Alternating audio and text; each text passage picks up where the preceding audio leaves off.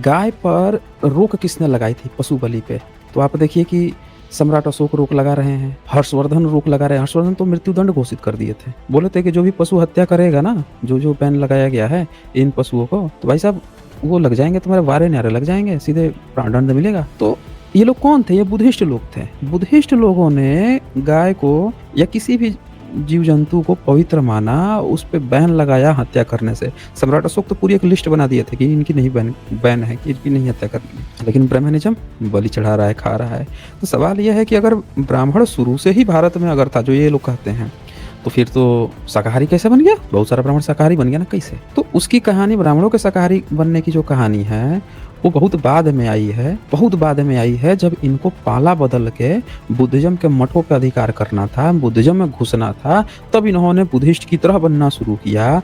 अन्यथा इनकी जो किताबें हैं, वो साफ-साफ इंडिकेट कर रही है कि ये वही लोग थे। सुने ना, खाने-पीने और ये करने वाले, आज भी करते हैं सब बहुत जगह पे।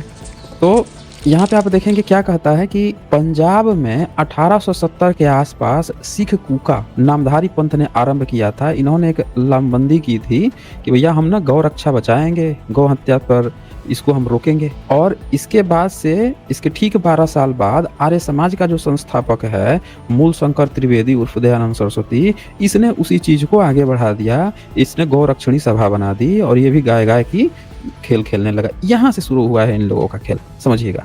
सबसे पहले किसने शुरू किया? तो आप देखते हैं 1870 में सिख कूका लोग थे नामधारी पंथ के, इन लोगों ने गौ बचाओ आंदोलन शुरू किया। फिर 1882 में आर्य समाजी शुरू किया है।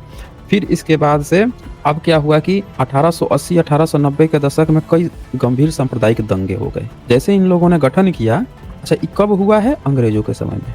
मुस्लिम जब ताकतवर थे, मुगलों का शासन था, तब तो किसी में दम था नहीं कि कुछ खड़ा कर लें, दौड़ा-दौड़ा के मारता। अंग्रेजों का शासन आया, अदालत की व्यवस्था आई, अब नियम कानून से चलने लगा, तो नियम कानून से जैसे चलने लगा, तब धीरे-धीरे सबकी आवाज़ खुलने लगी।